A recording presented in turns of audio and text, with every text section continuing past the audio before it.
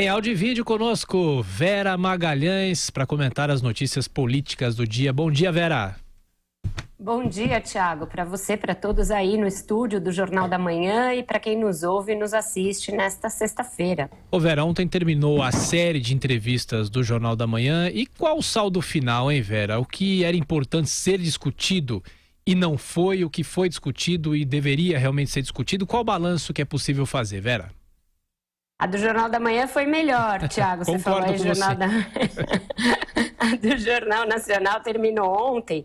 A gente já dizia aqui, eu falava disso há pelo menos 2 semanas, que essas entrevistas elas têm essa característica de ser quase uma inquisição com os candidatos. Tem sido assim desde 2006. Mas eu acho que os apresentadores resolveram apertar ainda um giro ali no parafuso e talvez tenha sido demais, Thiago, porque o tom se sobressaiu à pauta. E aí, quando isso acontece, deixa de ser discutido um monte de coisa importante.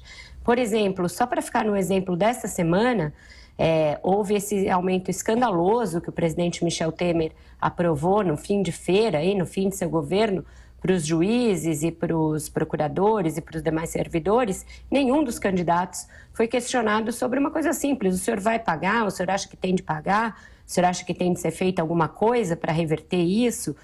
O senhor vai trabalhar a sua bancada no Congresso para que na votação do orçamento se corrija isso? Ninguém foi perguntado sobre isso.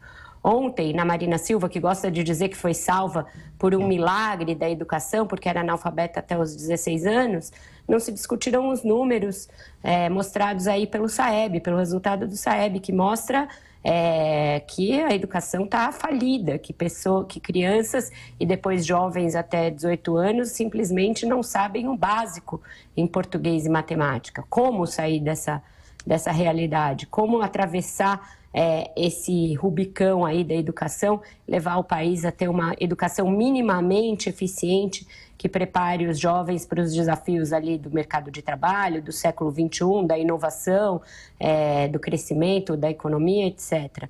Então, eu acho que quando a gente fica muito na forma e cuida pouco do conteúdo, o resultado ali foi uma tentativa dos candidatos de sobreviverem vivos. Alguns conseguiram com mais galhardia do que outros. Ontem, por exemplo, a Marina Silva, talvez se beneficiando do fato de ser mulher, conseguiu mais minutos de fala que os seus antecessores, que os seus adversários.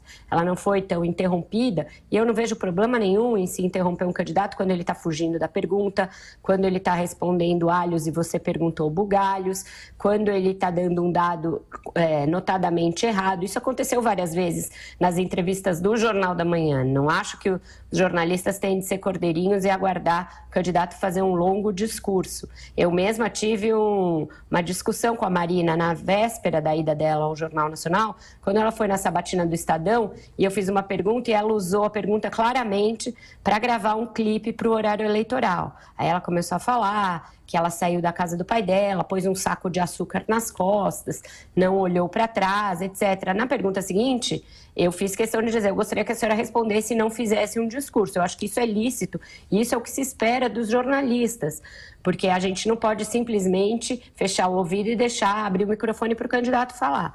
Mas quando ele inicia a resposta, você já cortar não mais, sendo que ele ainda nem começou a responder, aí eu acho que se perde uma chance de debate. Então, eu faço esse reparo ao conjunto das sabatinas do Jornal Nacional, mas eu acho que também candidatos a presidente têm de ser colocados sob pressão para que a gente veja como reagem. Se aceitam democraticamente as perguntas ou não, se tentam se sair com pegadinhas ou não, se respondem aquilo que lhes é incômodo ou não.